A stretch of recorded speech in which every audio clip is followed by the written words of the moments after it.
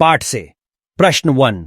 पद्मा के ललकारने पर भी अशोक ने युद्ध करना स्वीकार क्यों नहीं किया?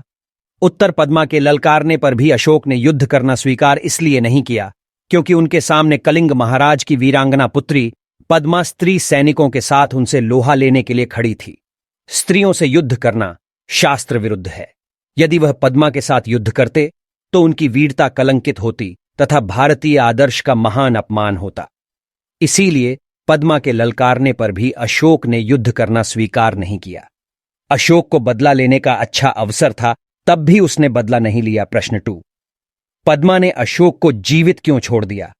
उत्तर। निहत्थे पर वार करना शास्त्र विरुद्ध है। अशोक ने स्त्रियों पर शस्त्र न उठाने का निश्चय कर अपनी तलवार फेंक दी और सैनिकों को भी तलवार फेंक देने का आदेश दिया। फलतः सभी निहत्था हो चुके थे। अशोक और उनके सैनिकों को निहत्थे देखकर उन पर हथियार उठाना अनुचित मानकर उनसे बदला लेने का अवसर पाकर भी उसने अशोक को जीवित छोड़ दिया। अपने पिता की हत्या का बदला नहीं लिया। प्रश्न 3। क। बुद्धम शरणम गच्छामि। ख। धर्मम शरणम गच्छामि। ग। संघम शरणम गच्छामि। बॉक्स में दिए गए उपर्युक्त वाक्य संस्कृत भाषा में लिखे गए हैं। इन्हें हिंदी में अनुवाद कीजिए। उत्तर। क। मैं बुद्ध की शरण में जाता हूं। ख। मैं धर्म की शरण में जाता हूं। ग। मैं संघ की शरण में जाता हूं। पाठ से आगे। प्रश्न 1। सैनिकों को उत्साहित करने के लिए राजकुमारी पद्मा और सम्राट अशोक द्वारा कही गई बातों की तुलना कीजिए और बताइए कि अधिक प्रभावशाली कौन है। उत्तर। अशोक ने अपने सैनिकों को उत्साहित करते हुए कहा कि या तो हम कलिंग के दुर्ग पर अधिकार कर लेंगे या सदा के लिए मृत्यु की गोद में सो जाएंगे। दूसरी ओर पद्मा अपनी सेना को संबोधित करती हुई कहती हैं कि तुम लोग वीर कन्या, वीर भगिनी तथा वीर पत्नी हो। जिस सेना ने अपनी विजय लालसा पूरी करने के लिए लाखों माताओं की गोद सुनी कर दी, लाखों स्त्रियों की मांग का सिंदूर पोंछ दिया, वह सेना तुम्हारे सामने खड़ी है। उसी से तुम्हें लड़ना है। तुम प्रण करो कि प्राण रहते कलिंग दुर्ग के भीतर किसी को पैर नहीं रखने दूंगी। इसकी रक्षा हर कीमत पर करूंगी। पद्मा का कथन अधिक प्रभावशाली है क्योंकि उसमें देश रक्षा की बात कही गई है। प्रश्न 2। इस एकांकी को कहानी के रूप में लिखिए। उत्तर। मगध सम्राट अशोक महान वीर थे। अनेक राज्यों को जीतने के बाद उन्होंने कलिंग राज्य पर आक्रमण कर दिया। 4 वर्षों तक युद्ध चलता रहा। दोनों ओर की लाखों सैनिक मारे गए। खून की नदियां बह चलीं। कलिंग महाराज मारे गए। उनके सेनापति को कैद कर लिया गया। फिर भी कलिंग दुर्ग का फाटक न खुला। दुर्ग के बंद होने की बात सुनकर अशोक उत्तेजित हो उठे और स्वयं सैनिकों के साथ कलिंग दुर्ग का फाटक तोड़ने पहुंच गए।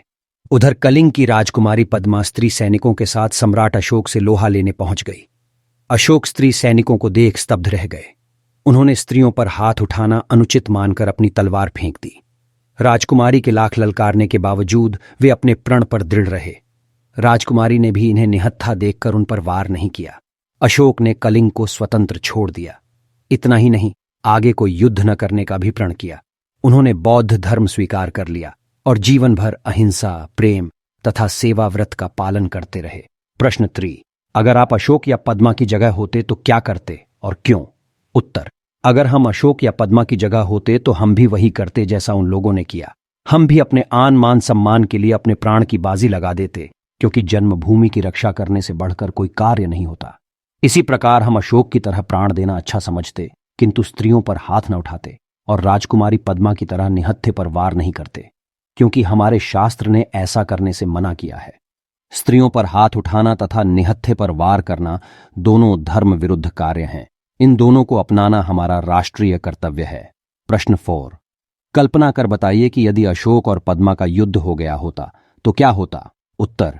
यदि अशोक और पद्मा का युद्ध गया होता तो महाविनाश हो जाता। अशोक की सेना ने कलिंग की स्त्री सेना को मार डालती और फिर खून की नदी बह जाती। फलतः अशोक महान के बदले अशोक हत्यारा के नाम से जाने जाते। दूसरी ओर पिता, भाई, पुत्र तथा पति की मृत्यु से बौखलाई स्त्रियां भूखी सिंहनी के समान खून की प्यासी थीं। उनके अंदर प्रतिशोध की ज्वाला धधक रही थी। इसलिए यदि दोनों के बीच युद्ध होता तो महाविनाश हो जाता। मगध या कलिंग, दोनों में से किसी एक का दीपक सदा के लिए बुझ जाता। प्रश्न 5। अशस्त्र और सशस्त्र के अंतर को लिखिए। उत्तर।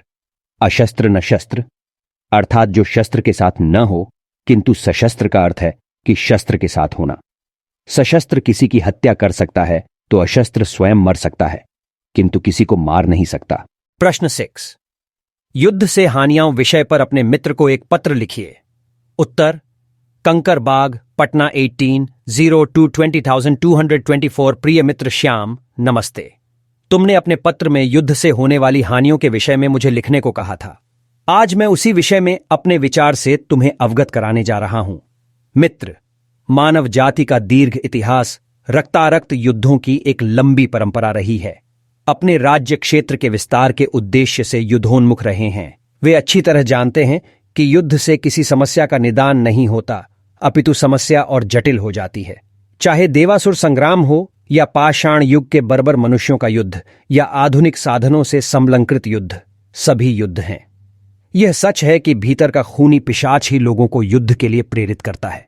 हिरोशिमा एवं नागासाकी इसके प्रमाण हैं कि क्षण भर में करोड़ों व्यक्तियों को मौत के घाट उतार दिया गया। फिर भी मनुष्य संपूर्ण सृष्टि को जीव शून्य करने का प्रयास कर रहा है। युद्ध से हानि ही हानि है। इसमें मानव विनाश के साथ साथ आर्थिक विनाश भी होता है। बच्चे अनाथ हो जाते हैं, स्त्रियां विधवा हो जाती हैं तथा देश कंगाल हो जाता है। इससे सृजन के बजाय विनाश होता है। युद्ध से शांति की स्थापना नहीं हो सकती है, इसलिए शांति का ऐसा मंत्र फूंका जाए जिससे मनुष्य के भीतर का पिशाच सहज रूप में निकल जाए और संसार मनुष्यता के सूर्योदय से उद्भासित हो उठे। शेष फिर कंकरबाग, पटना, तुम्हारा अभिन्न रमेश। व्याकरण। प्रश्न 1। नीचे 3 वाक्य दिए गए हैं जो प्रश्नवाचक, पूर्ण विराम और विस्मयादि स्थितियों को प्रकट करते हैं। पढ़िए और समझिए। क, मगध की विजय हुई है। उत्तर, कलिंग का फाटक आज भी बंद है। ख, मगध की विजय हुई है। उत्तर, कलिंग अभी भी नहीं गया है। ग, मगध की विजय हुई है। उत्तर, कलिंग जीत लिया गया है। नोट, उक्त उदाहरण के आधार पर ऐसे ही 3 वाक्यों को लिखिए। Vertical bar. प्रश्न 2। वाक्य में प्रयोग करके शस्त्र और शास्त्र में अंतर स्थापित कीजिए। उत्तर, शस्त्र। अशोक ने शस्त्र न उठाने की प्रतिज्ञा की। शास्त्र, यह धर्मशास्त्र की पुस्तक है।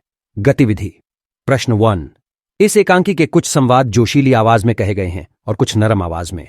ऐसे 2-2 संवादों को लिखिए और अभिनीत कीजिए। उत्तर, जोशीली आवाज। ई, बंद हैं तो खुल जाएंगे।